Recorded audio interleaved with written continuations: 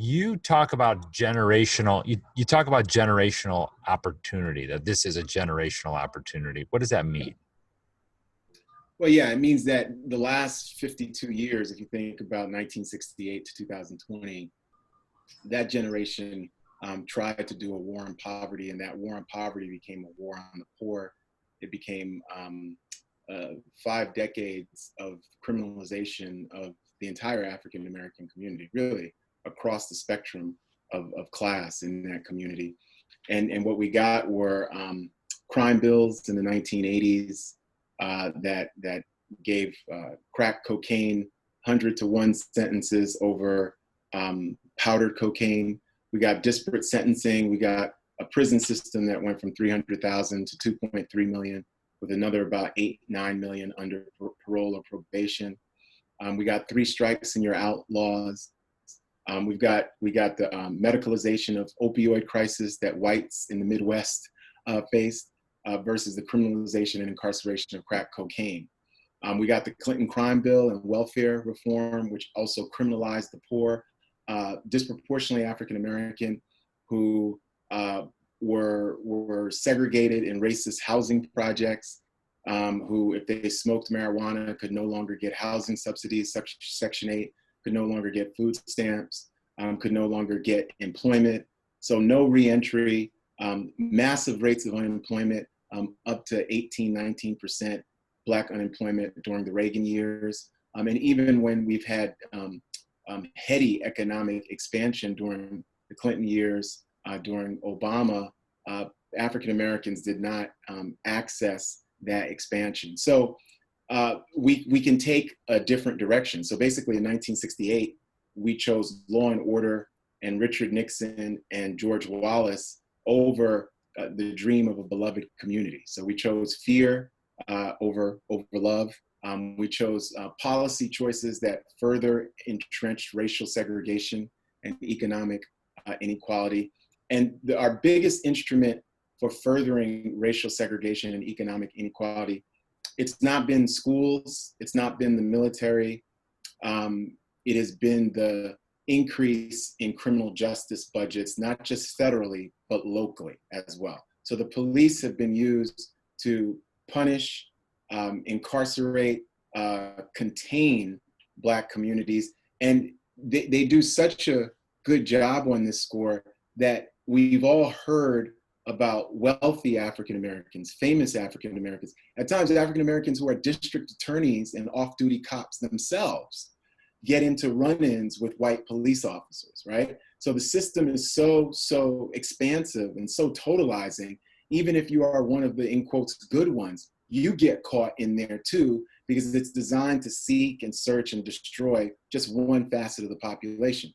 So what I've argued in numerous op-eds and media appearances is that we do have a generational opportunity, because unlike 1968 and the uprisings after Dr. King's assassination, we have a lot of white allies and white people who aren't on the streets nationally. That's the first time that's happened vis-a-vis racial justice. Even Black Lives Matter didn't produce this kind of outrage and outpouring of empathy. And we've seen it across the whole spectrum. We've seen business leaders and philanthropists, we've seen nonprofits, we've seen ordinary white citizens. And it's people who are in the South, it's people who are in Oregon, Utah, New York City. So we do have a real opportunity here. And I think the combination of COVID-19 and the racial disparities and the massive unemployment, we have Great Depression, levels of unemployment, 40 million people filed, and the George Floyd public execution has really become an inflection point. And I think we can all feel it around us. I mean, obviously we feel racial tension, we feel racial and economic division. We're not getting presidential leadership, but I think at the local level and statewide, people are moving, people are on the move. I've done so much social media and IGTV and just different interviews with different people who are hungry for change. And this is about more than just the criminal justice system. You're muted, David. Sorry about that. Yeah. So if this is a generational opportunity, as you say, what do you do with the generational opportunity? Yeah, there's a lot we can do. I think cities like Los Angeles are already doing it. They're taking 100 to 150 million from their police budget and trying to divert that back into the community. One of the things that we've seen is that this is about a lack of investment in segregated Black communities, and the overfunding of police departments and the criminal justice system. So part of this is policy wise. Every single city has to find what is the right size for their criminal justice system, right? We need a drastically reduced criminal justice system in the United States where we redistribute that money and those resources into a new vision of the Great Society and the war on poverty, what I've been calling the beloved community, because Martin Luther King Jr.'s vision of a beloved community, it wasn't a fantasy. He talked about shared sacrifice. He talked about policy transformations. He talked about a universal basic income in 1967, 1968. He talked about healthcare and food justice, right? So at the local level, we can do this. At the state level, we can do this. And the federal level, everybody knows right now is broken. So you're not getting leadership there. There's going to be an election. I think people should vote. People should organize. But all politics are local, like the great Tip O'Neill reminds us, the former Speaker of the House. All politics are local. So people are having criminal justice issues right here in Austin, Texas, where I live, in Ferguson, Missouri, in Baltimore, in Oakland, in Los Angeles, in Charlotte, North Carolina. This is because we have infused too much investment in the criminal justice system at the direct expense of Black communities. So is the opportunity then local change? Is that the way you see it, as local change? Yeah, I think it's national, but I think we get too obsessed with presidents and Congress and senators. The person, and Barack Obama, the former president, gave a nice speech the other night, and he said, look, the person who's deciding the police contract is going to be your local city council. It's going to be your local mayor. So we get too obsessed. All presidents and the Congress can do is really, they can make national laws. Supreme Court can decide whether that's constitutional or not, but they give states money that then most of the time states dole out to local municipalities. That's how it works. So the change you need is right in your backyard. You know, the zoning policy for business versus residential, residential density, so you can have African Americans and other people of color have access to good schools, eliminating food deserts, having racial justice at the core of gentrification. We have the east side of Austin, which was historically racially segregated because of the 1928 master plan. There's gentrification happening, investment, and local people are being pushed out. So they're not antagonistic against white people or white businesses coming in, but it's always at their expense. And this is happening in downtown Brooklyn. It's happening in Oakland, California. So that's what King, the beloved community, said we had to share resources. We're going to have shared sacrifice because we were going to lose the privilege that we were all living. Because the status quo privileges white lives over Black people. And if we ever get to that beloved community, we're not going to have that same kind of racial privilege. We're just not, right? And so we're going to have to reimagine American democracy. And that's what people have taken to the streets to do. And that's what inspires hope and optimism. And what's so interesting is that we have all these anti-racist groups, these social justice groups, Black Lives Matter. We have all these different groups. And they know in a granular way, and they've already put this online, different policy proposals and what people need to do state by state. So this is not pie in the sky. This is not about electing a congressperson or even electing a progressive district attorney. It's way, way beyond that. It's way, way beyond that, because the criminal justice system in the United States, it's a gateway to panoramic systems of oppression that impact social welfare. It impacts housing. It impacts education. It impacts healthcare. It impacts the environment you live in. And the police are just the tip of the spear for Black and brown communities. They live more next to toxic environments than their white counterparts. Their kids suffer from asthma at a disproportionate rate.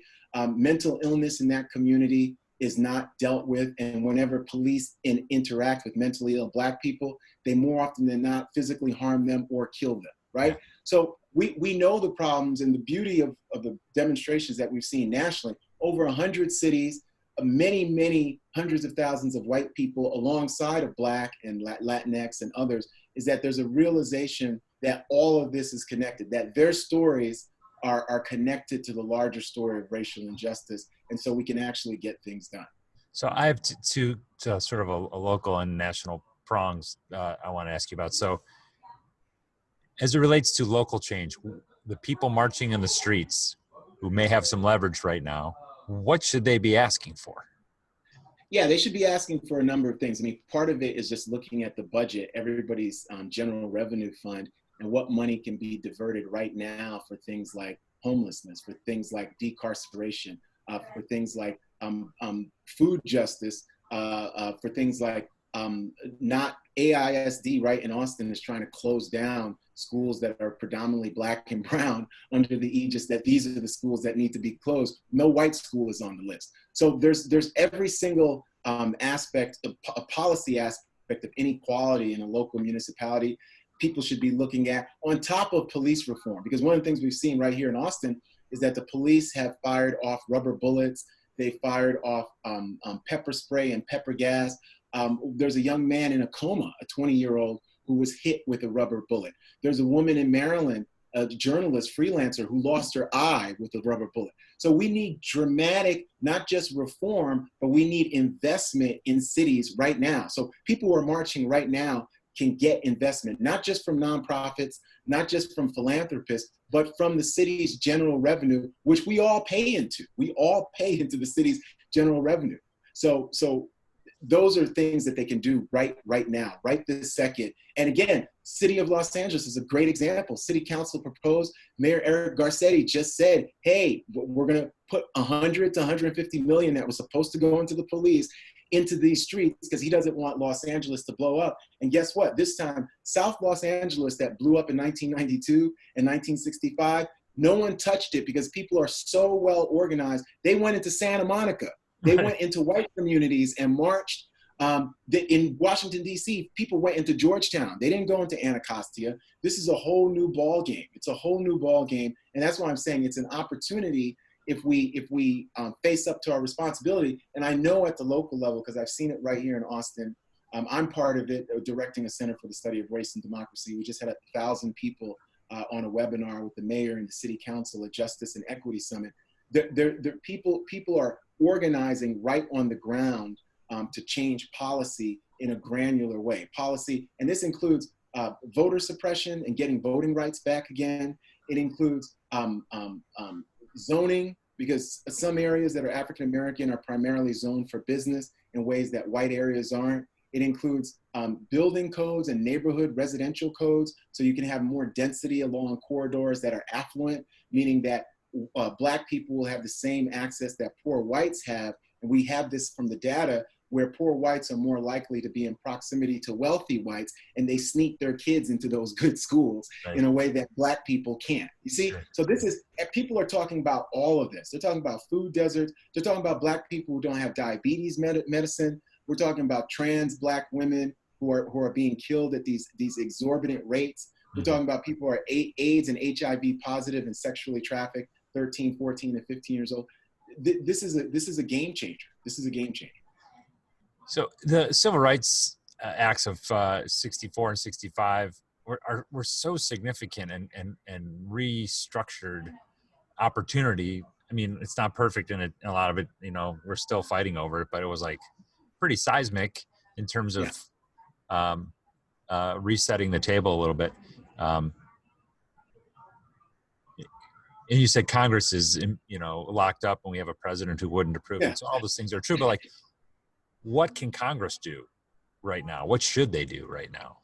I mean, Congress right now is at a stalemate until the next election decides to see which political party is going to have, if any, enough power to pass legislation alongside a president.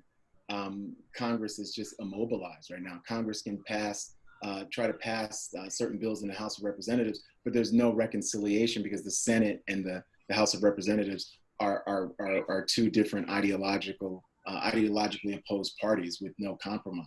I think that one thing we have to recall is that the 1965 Voting Rights Act is a watershed moment, August 6, 1965, but the Supreme Court nullifies the Voting Rights Act in 2013. It's not just that voter identification and one part of the VRA is stripped, it's really a nullification because so many states have instituted voter ID laws and other laws that are basically Reconstruction era poll taxes and grandfather clauses to suppress the Black vote. So really the only act that we still have from those watershed years is going to be the '64 Civil Rights Act that says there's no Jim Crow in terms of public accommodations, and also has an equal protection clause for women, adds that protection clause. The Brown decision, we celebrate, but public schools are as segregated now in certain instances, and even more so than ever. Our tipping point, according to Gary Orfield, of public school integration is 1988. Now, since then, we've gone way, way back. And the Open Housing Act really never worked in a way that it was intended to, because we have Section 8, but there's so much residential segregation. We know that hasn't worked. So do you see a new Civil Rights Act anywhere in our future? You don't see it in the near future unless you see a complete sea change in the 2020 election, and we'll have to see, because we don't know if people are going to be able to do mail-in balloting. There's still widespread voter suppression. Republican governors in states that Obama won in 2008 and 12, like Ohio and Florida, really greatly curtailed early voting for Black communities. There's voter ID, so we really don't know. We need probably a constitutional amendment that protects everyone's right to vote without identification and registers all high school seniors who are American citizens to vote even before their 18th birthdays. Interesting. So my next Zoom is with Congressman Colin Allred, who's from the Dallas area. Yeah. Part of the Congressional Black Caucus, which is at the moment working on, I think, a package. I don't know if it's a statement or what they're going to, what the actual intent is, but like, if you were talking to Congressman Allred, what would you ask him or demand of him? Well, I mean, I think it's tough, because I think the Congress, it would be like, are there any federal funds that Congress can pour into these communities right now that don't necessarily require a bill, that maybe it's some discretionary funds, maybe it's some emergency funds that are left over from one agency to another. It could be some funds that have been looked at for criminal justice that you redirect, like LA is doing. So one of the things Congress can also do, people like the congressman you're talking about, in their own district with their own constituents, they can leverage their power to have the business community really invest in these communities, invest in nonprofits and anti-racist orgs that are already doing the work. We don't actually have to reinvent the wheel, even though we're going to need some experimentation. So they can do that. But the idea that right now in 2020, with the way the federal government is working, we're going to get some legislation is ludicrous, right? But that doesn't mean people can't be empowered, because so much of this is about states and municipalities. The best thing a Congress could do, and a federal government that was on the side of justice could do, would be to pass deficit spending, stimulus bills, have job guarantees, perhaps healthcare for all. Those are big ticket items. But even then, if you pass that, those flow through 50 states in various unique ways, right? So the whole ball game is your local city council, your mayor. And even then, in a state like Texas, Austin, Houston, Dallas are relatively progressive, San Antonio, but the Texas Ledge, the governor, it's going to be a different equation. So there's conflict there, right? So your local municipality is the most important, but the way in which people are moving nationally, you can see that there's going to be some social change that's happening. And again, this is generational work. This is not something that's going to take 1 year or 2 years or 5 years, but it can be done, and it's a huge opportunity. And I think people are seizing the time right now. So my perception of a lot of people on the streets is there's anger and a demand for justice, which is a pretty broad demand.